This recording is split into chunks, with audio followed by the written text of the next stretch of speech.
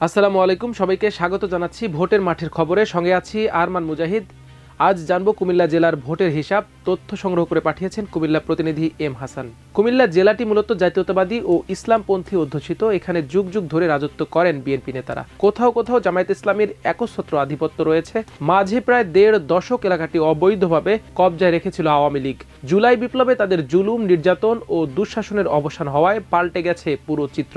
এবার বিএনপির এ ঘাঁটিতে ভাগ বসাতে চায় জামায়াত ও তরুণদের দল জাতীয় নাগরিক পার্টি এনসিপি। কুমিল্লার ১৭টি উপজেলা নিয়ে জাতীয় সংসদের ১১টি আসন গঠিত। এসব আসনে নবীন, প্রবীণ ও হেভিওয়েট প্রার্থী মিলিয়ে এবার বিএনপি, জামায়াত, এনসিপি, গণ অধিকার পরিষদ ও ইসলামী দলগুলোর মনোনয়ন প্রত্যাশীদের সংখ্যা অর্ধশতাধিক। চলুন দর্শক সে সম্পর্কে বিস্তারিত জানবো। দর্শক, শুরুতে জানবো কুমিল্লা ১ তথা দাউদকান্দি তিতাস আসনের কথা। ১৯৯১ সাল থেকে ২০০৬ সাল পর্যন্ত বিএনপির স্থায়ী কমিটির সদস্য ডক্টর খন্দকার মোশাররফ হোসেনের নেতৃত্বে আসনটি বিএনপির ঘরেই ছিল।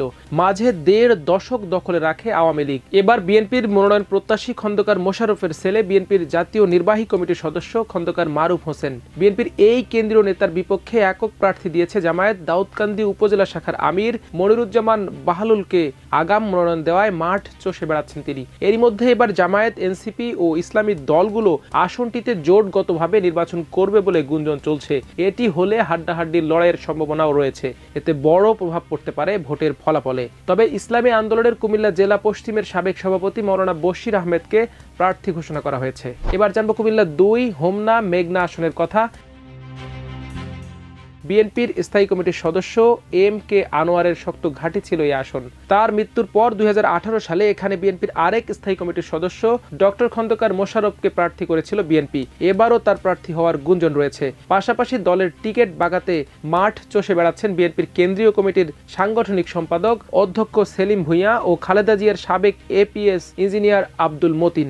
আসনটি আয়ত্তে নিতে তৎপর জামায়াতও। এবার দলটি প্রার্থী ঘোষণা করেছে কেন্দ্রীয় মজলিসে শুরা সদস্য ও হোমনা মেঘনা উন্নয়ন ফোরামের চেয়ারম্যান নাজিম উদ্দিন মোল্লাকে। এদিকে ইসলামী আন্দোলনের কেন্দ্রীয় কমিটির যুগ্ম মহাসচিব ইঞ্জিনিয়ার আশরাফুল আলমও মাঠে কাজ করছেন। দর্শক, এবার জানবো কুমিল্লা ৩ তথা মুরাদনগরের কথা।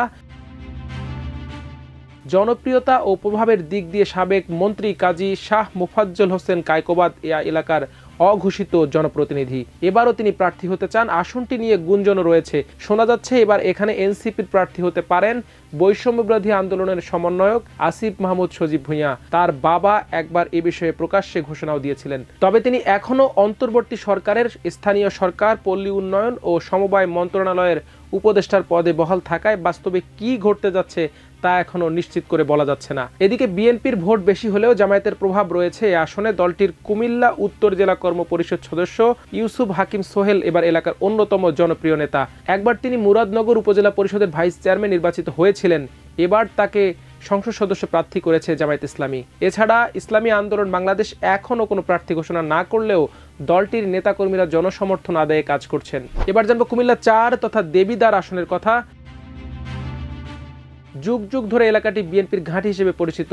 তবে এবার দলটির অন্তকোন্দল ও গ্রুপিং এর কারণে পড়তে পারে নেতিবাচক প্রভাব।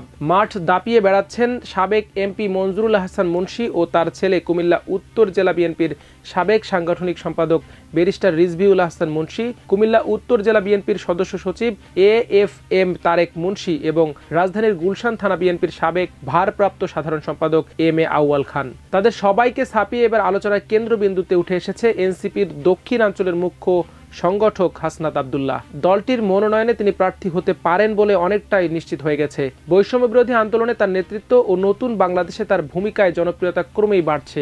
এমনকি অন্তকোন্দল মেটাতে না পারলে বিএনপির একাংশের ভোট হাসনাতের বাক্সে পড়তে পারে বলে ধারণা করা হচ্ছে।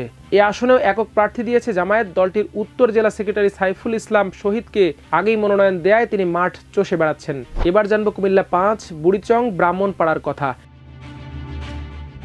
বিএনপির ঘাঁটি হিসেবে পরিচিত আসনটি দুর্বল নেতৃত্বের কারণে ঝুঁকিতে পড়তে পারে। স্বাধীনতার পর ২০০১ সালে জিতেছিল ধানের শীষের প্রার্থী। এছাড়া প্রতিবারই মনোনয়ন বিতর্কে ডুবেছে দলটির প্রার্থীরা। এবার মনোনয়ন চাইবেন ২০০৮ সালের প্রার্থী কুমিল্লা দক্ষিণ জেলা বিএনপির সাবেক সহসভাপতি এস.এম. আলাউদ্দিন ভূঁইয়া, প্রধান উপদেষ্টা ডক্টর মোহাম্মদ ইউনূসের আইনজীবী ব্যারিস্টার আব্দুল্লাহ আল মামুন, বুড়িচং উপজেলা বিএনপির আহ্বায়ক এ.টি.এম. মিজানুর রহমান, কুমিল্লা দক্ষিণ জেলা বিএনপির সাবেক সদস্য সচিব ও ব্রাহ্মণপাড়া উপজেলা বিএনপির আহ্বায়ক হাজী জসিম উদ্দিন। এদিকে আসনটিতে অবস্থান জোরদার করতে হেভিওয়েট প্রার্থী দিয়েছে জামায়াত। ইসলামী ছাত্র শিবিরের সাবেক কেন্দ্রীয় সভাপতি অ্যাডভোকেট ডক্টর মুবারক হোসেনকে এখানে প্রার্থী ঘোষণা করা হয়েছে। এ নিয়ে এলাকায় ব্যাপক সাড়া পড়েছে। এছাড়া ইসলামী আন্দোলন বাংলাদেশের নেতাকর্মীরা মাঠে থাকার চেষ্টা করছেন। দর্শক, এবার জানবো কুমিল্লা ৬ আদর্শ সদর, সিটি কর্পোরেশন ও ক্যান্টনমেন্ট এলাকার কথা। এবার বিএনপির মনোনয়ন প্রত্যাশী হিসেবে আলোচনায় আছেন বিএনপি চেয়ারপারসনের উপদেষ্টা মোহাম্মদ আমিনুর রশিদ ইয়াসিন ও কুমিল্লা সিটি কর্পোরেশনের সাবেক মেয়র মনিরুল হক সাক্কু। আগের সিটি কর্পোরেশন নির্বাচন নিয়ে তাদের মধ্যে রাজনৈতিক বিরোধ রয়েছে। দুজনেই এবার সংসদ সদস্য প্রার্থী হতে চান।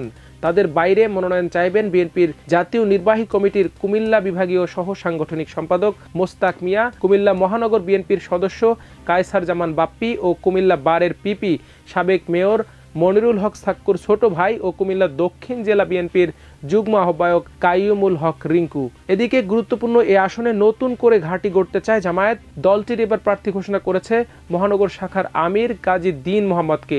এছাড়া জমিয়তে উলামা ইসলাম, ইসলামী আন্দোলন, হেফাজতে ইসলাম, এনসিপি, এবি পার্টি এবং গণ অধিকার পরিষদের নেতাকর্মীরাও মাঠে সরব রয়েছেন। কুমিল্লা ৭ চান্দিনা আসনের কথা বলবো এবার।